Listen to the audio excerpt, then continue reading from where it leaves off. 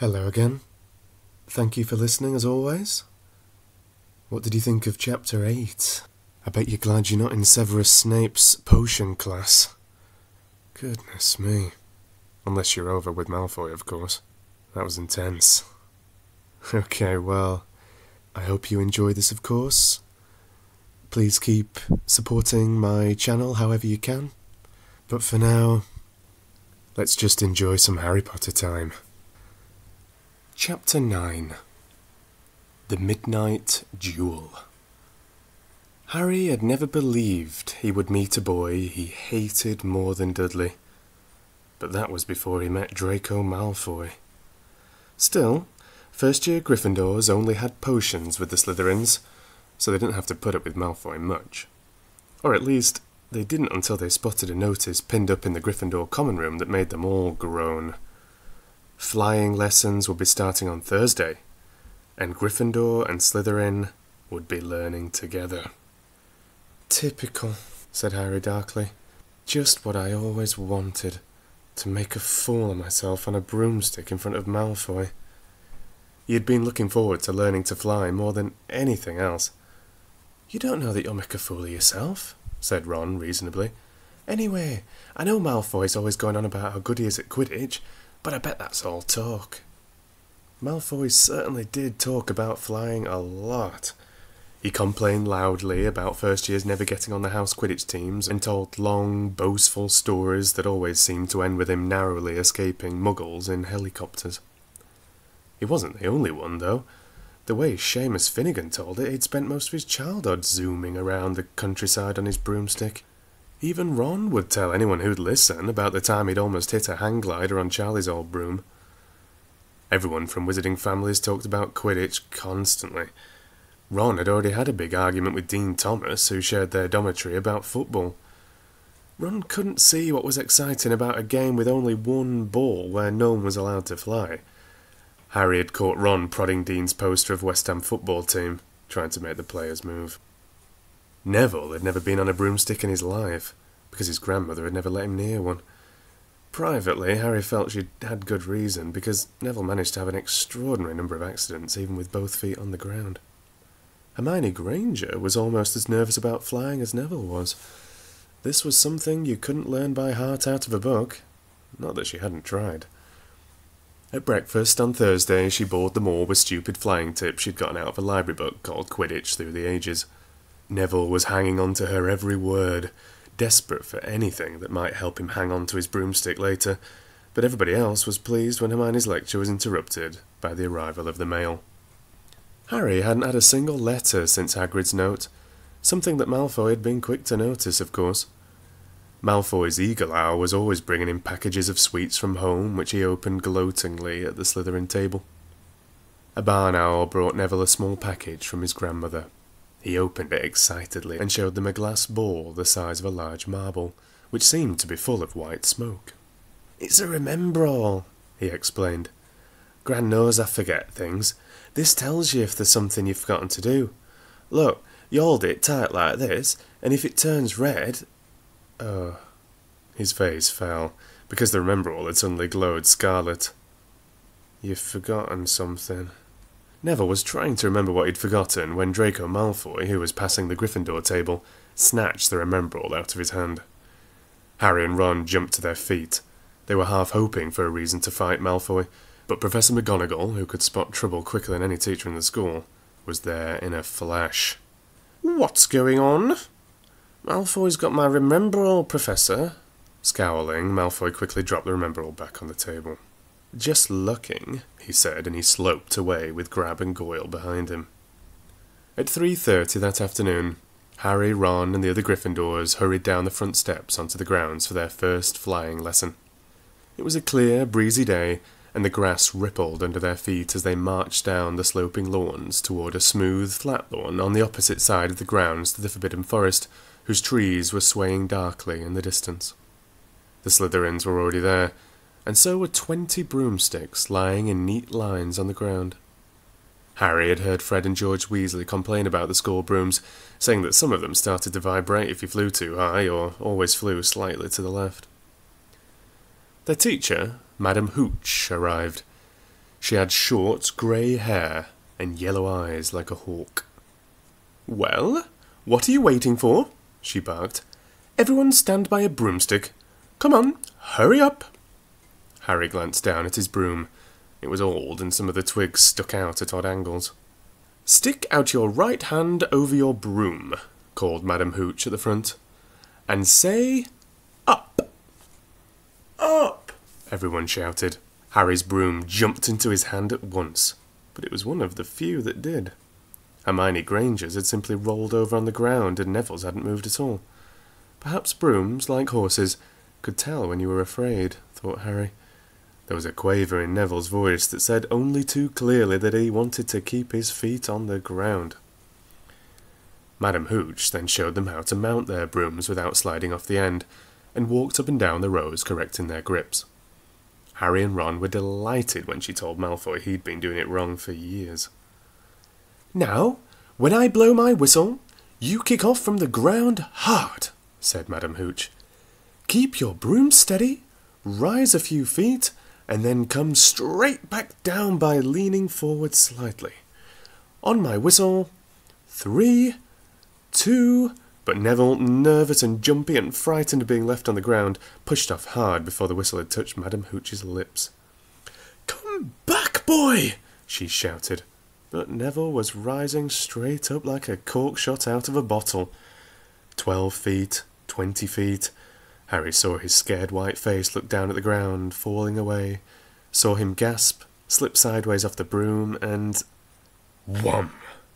A thud and a nasty crack, and Neville lay face down on the grass in a heap.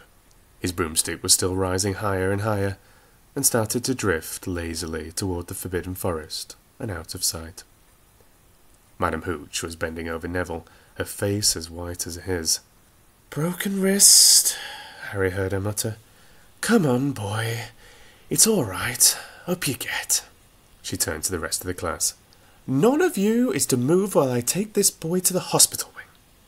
You leave those brooms where they are, or you'll be out of Hogwarts before you can say Quidditch. Come on, dear." Neville, his face tear-streaked, clutching his wrist, hobbled off with Madam Hooch, who had her arm around him. No sooner were they out of earshot than Malfoy burst into laughter. "Did you see his face? The great lump!" The other Slytherins joined in. "Shut up, Malfoy!" snapped Parvati Patil. "Ooh, sticking up for Longbottom," said Pansy Parkinson, a hard-faced Slytherin girl. "Never thought you'd like fat little cry-babies, Parvati." "Look," said Malfoy, darting forward and snatching something out of the grass. "It's that stupid thing Longbottom's gran sent him." The remember all glittered in the sun as he held it up. "Give that here, Malfoy," said Harry quietly. Everyone stopped talking to watch. Malfoy smiled nastily. "I think I'll leave it somewhere for Longbottom to find. How about up a tree?" "Give it here!" Harry yelled, but Malfoy had leapt onto his broomstick and taken off. He hadn't been lying. He could fly well. Hovering level with the topmost branches of an oak, he called, "Come and get it, Potter!" Harry grabbed his broom. "No!" shouted Hermione Granger. "Madam Hooch told us not to move. You'll get us all into trouble." Harry ignored her. Blood was pounding in his ears. He mounted the broom and kicked hard against the ground, and up he soared. Air rushed through his hair, and his robes whipped out behind him, and in a rush of fierce joy he realised he'd found something he could do without being taught. This was easy. This was wonderful. He pulled his broomstick up a little to take it even higher, and heard screams and gasps of girls back on the ground and an admiring whoop from Ron. He turned his broomstick sharply to face Malfoy in mid-air. Malfoy looked stunned. "Give it here," Harry called, "or I'll knock you off that broom." "Oh, yeah?" said Malfoy, trying to sneer but looking worried. Harry knew somehow what to do. He leaned forward and grasped the broom tightly in both hands, and it shot toward Malfoy like a javelin. Malfoy only just got out of the way in time. Harry made a sharp about-face and held the broom steady. A few people below were clapping. "No Crab and Goyle up here to save your neck, Malfoy," Harry called. The same thought seemed to have struck Malfoy. "Catch it if you can, then!" he shouted, and he threw the glass ball high into the air and streaked back toward the ground. Harry saw, as though in slow motion, the ball rise up in the air and then start to fall. He leaned forward and pointed his broom handle down. Next second he was gathering speed in a steep dive, racing the ball. Wind whistled in his ears, mingled with the screams of people watching. He stretched out his hand. A foot from the ground he caught it, just in time to pull his broom straight, and he toppled gently onto the grass, with the Remember-All clutched safely in his fist. "Harry Potter!" His heart sank faster than he'd just dived. Professor McGonagall was running toward them.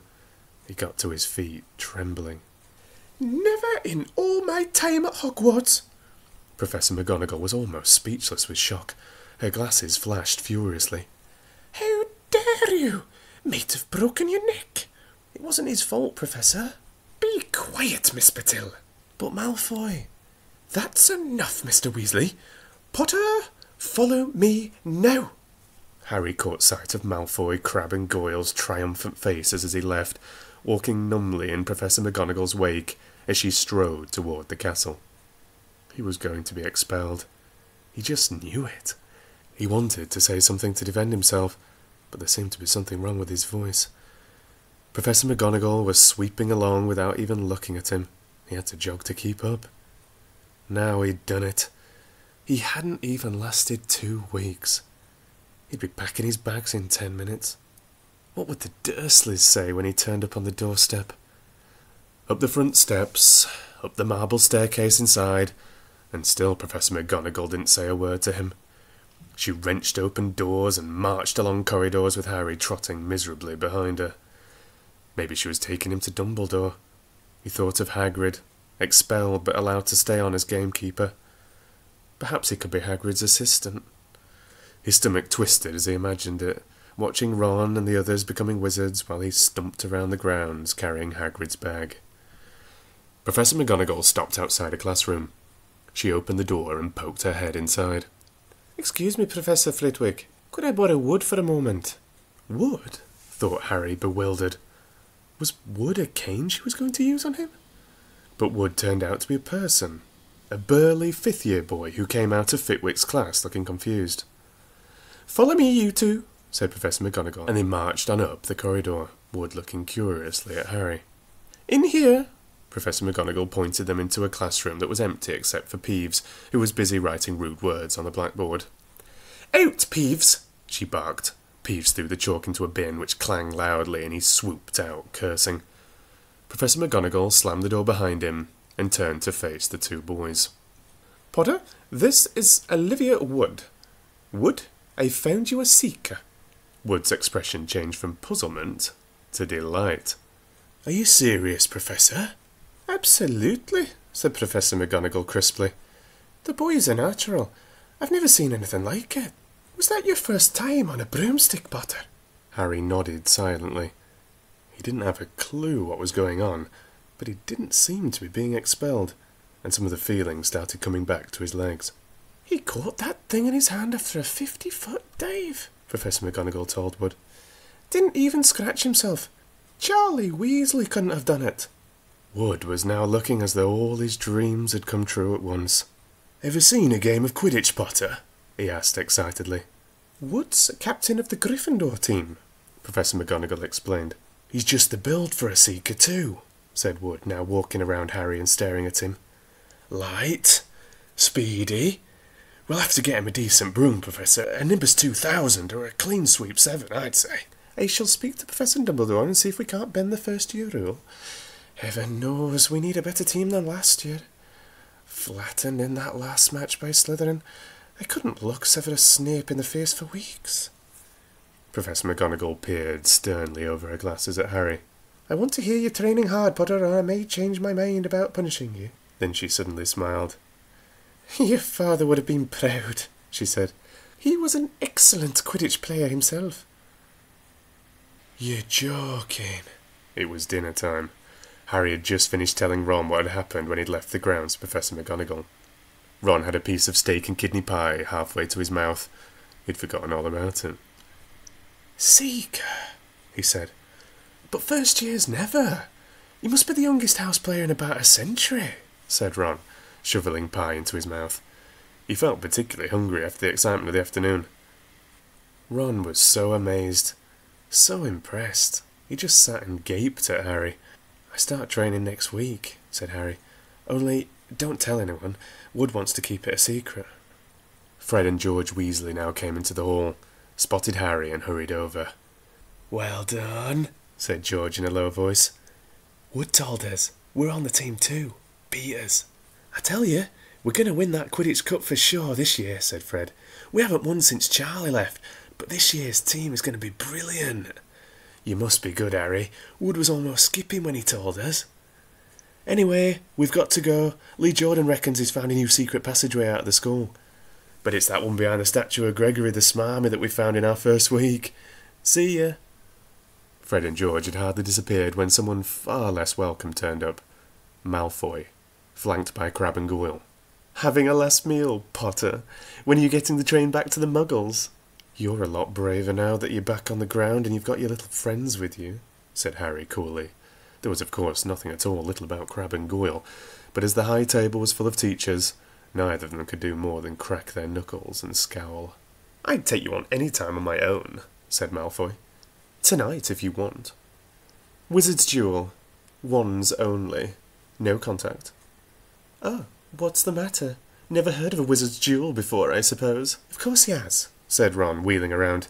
"I'm his second. Who's yours?" Malfoy looked at Crabbe and Goyle, sizing them up. "Crabbe," he said. "Midnight, all right? We'll meet you in the trophy room. That's always unlocked." When Malfoy had gone, Ron and Harry looked at each other. "What is a Wizard's Duel?" said Harry. "And what do you mean you're my second?" "Well, a second's there to take over if you die," said Ron casually, getting started at last on his cold pie. Catching the look on Harry's face, he added quickly, "But people only die in proper duels, you know, with real wizards. The most you and Malfoy will be able to do is send sparks at each other.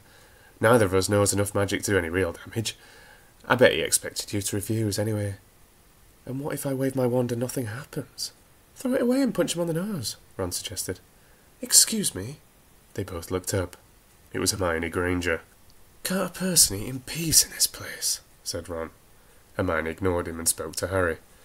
"I couldn't help overhearing what you and Malfoy were saying." "Bet you could," Ron muttered. "And you mustn't go wandering around the school at night. Think of the points you'll lose Gryffindor if you're caught, and you're bound to be. It's really very selfish of you." "It's really none of your business," said Harry. "Goodbye," said Ron. All the same, it wasn't what you'd call the perfect end to the day, Harry thought, as he lay awake much later listening to Dean and Seamus falling asleep. Neville wasn't back from the hospital wing. Ron had spent all evening giving him advice, such as, "If he tries to curse you, you'd better dodge it, because I can't remember how to block him." There was a very good chance they were going to get caught by Filch or Mrs. Norris, and Harry felt he was pushing his luck, breaking another school rule today. On the other hand, Malfoy's sneering face kept looming out of the darkness. This was his big chance to beat Malfoy face to face. He couldn't miss it. 11:30, Ron muttered at last. "We'd better go." They pulled on their bathrobes, picked up their wands, and crept across the tower room, down the spiral staircase, and into the Gryffindor common room. A few embers were still glowing in the fireplace, turning all the armchairs into hunched black shadows. They had almost reached the portrait hall when a voice spoke from the chair nearest them. "I can't believe you're going to do this, Harry." A lamp flickered on. It was Hermione Granger, wearing a pink bathrobe and a frown. "You?" said Ron furiously. "Go back to bed." "I almost told your brother," Hermione snapped. "Percy, he's a prefect. He'd put a stop to this." Harry couldn't believe anyone could be so interfering. "Come on," he said to Ron. He pushed open the portrait of the fat lady and climbed through the hole. Hermione wasn't going to give up that easily. She followed Ron through the portrait hall, hissing at them like an angry goose. "Don't you care about Gryffindor? Do you only care about yourselves? I don't want Slytherin to win the House Cup, and you'll lose all the points I get from Professor McGonagall for knowing about switching spells." Go away. All right, but I warned you. You just remember what I said when you're on the train home tomorrow. You're so... But what they were, they didn't find out. Hermione had turned to the portrait of the fat lady to get back inside and found herself facing an empty painting. The fat lady had gone on a nighttime visit, and Hermione was locked out of Gryffindor Tower. "Now what am I going to do?" she asked shrilly.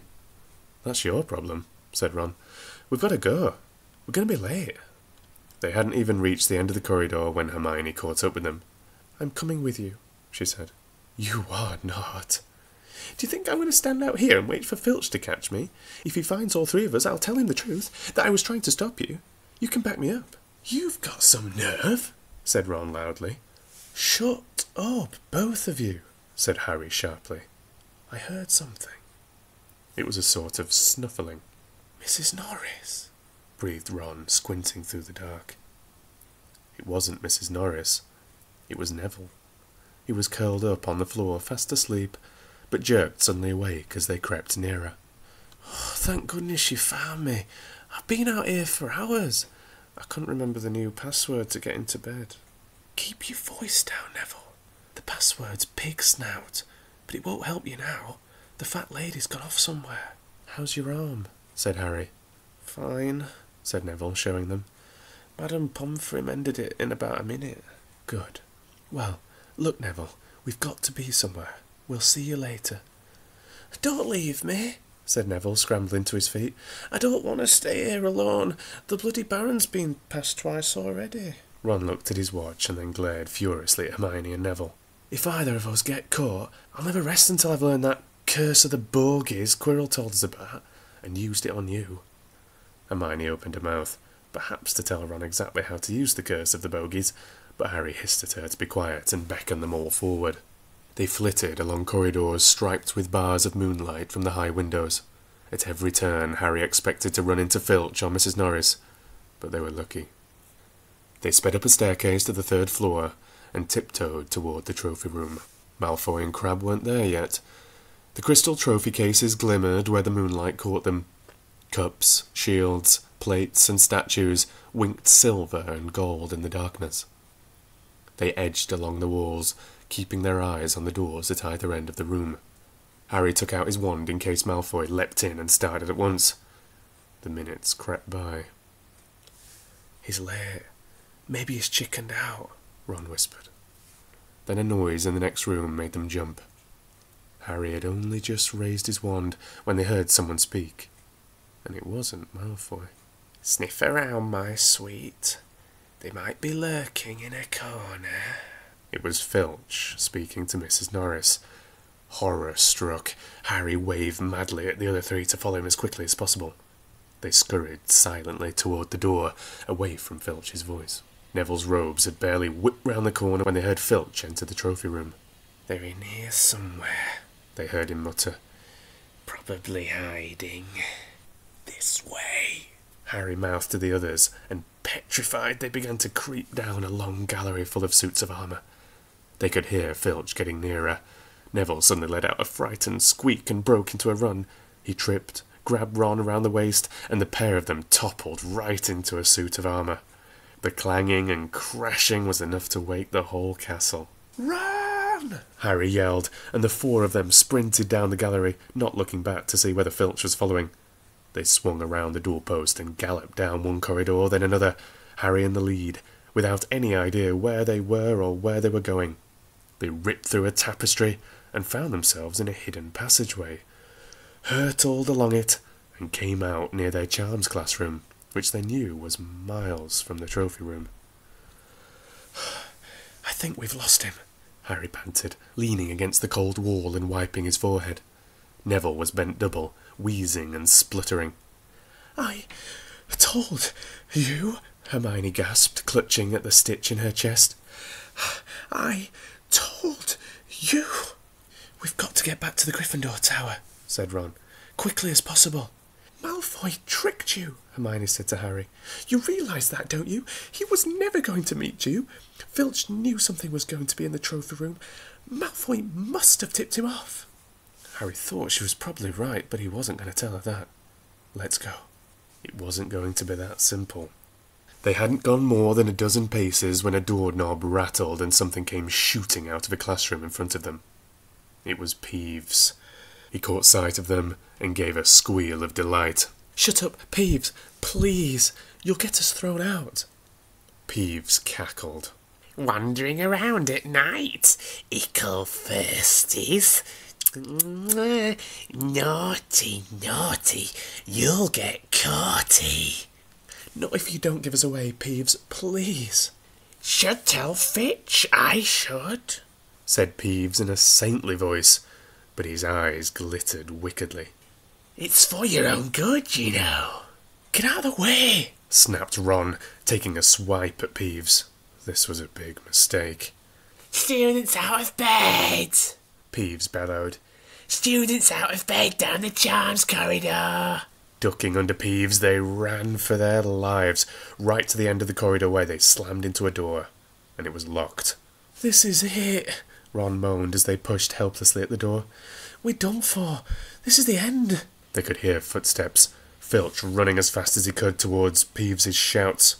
"Oh, move over!" Hermione snarled. She grabbed Harry's wand, tapped the lock and whispered, "Alohomora!"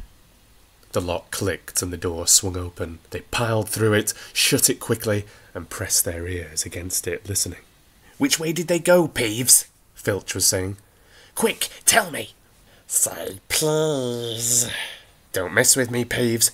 Now where did they go?" "Shan't say nothing if you don't say please," said Peeves in his annoying sing-song voice. "All right, please." "Nothing. Ha ha ha. Told you I wouldn't say nothing if you didn't say please. Ha ha ha." And they heard the sound of Peeves whooshing away, and Filch cursing in rage. "He thinks this door is locked," Harry whispered. "I think we'll be okay."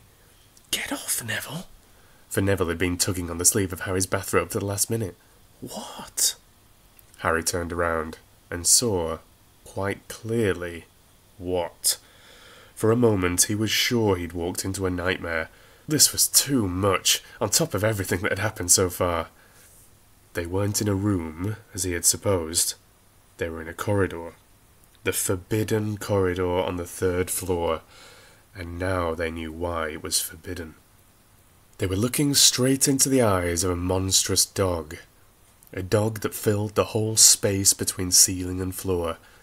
It had 3 heads. 3 pairs of rolling mad eyes. 3 noses, twitching and quivering in their direction. 3 drooling mouths, saliva hanging in slippery ropes from yellowish fangs. It was standing quite still, all 6 eyes staring at them, and Harry knew that the only reason they weren't already dead was that their sudden appearance had taken it by surprise. But it was quickly getting over that. There was no mistaking what those thunderous growls meant. Harry groped for the doorknob. Between Filch and death, he'd take Filch. They fell backward. Harry slammed the door shut, and they ran. They almost flew back down the corridor. Filch must have hurried off to look for them somewhere else because they didn't see him anywhere, but they hardly cared. All they wanted to do was put as much space as possible between them and that monster. They didn't stop running until they reached the portrait of the fat lady on the 7th floor. "Where on earth have you all been?" she asked, looking at their bathrobes hanging off their shoulders and their flushed, sweaty faces. "Never mind that. Pig snout, panted Harry, and the portrait swung forward. They scrambled into the common room and collapsed, trembling, into armchairs. It was a while before any of them said anything. Neville, indeed, looked as if he'd never speak again. "What do you think they're doing? Keeping a thing like that locked up in school?" said Ron finally. "If any dog needs exercise, that one does." Hermione had got both her breath and her bad temper back again. "You don't use your eyes, any of you, do you?" she snapped. "Didn't you see what it was standing on?" "The floor?" Harry suggested. "I wasn't looking at its feet. I was too busy with its heads." "No, not the floor. It was standing on a trap door. It's obviously guarding something." She stood up, glaring at them. I hope you're pleased with yourselves. We could all have been killed, or worse, expelled. Now, if you don't mind, I'm going to bed. Ron stared after her, his mouth open. No, we don't mind, he said. You'd think we'd dragged her along, wouldn't you? But Hermione had given Harry something else to think about as he climbed back into bed. The dog was guarding something. What had Hagrid said? Gringotts was the safest place in the world for something he wanted to hide, except perhaps Hogwarts. It looked as though Harry had found out where the grubby little package from Vault 713 was. Thank you for listening. If you enjoyed this, please like and subscribe. Read to you soon.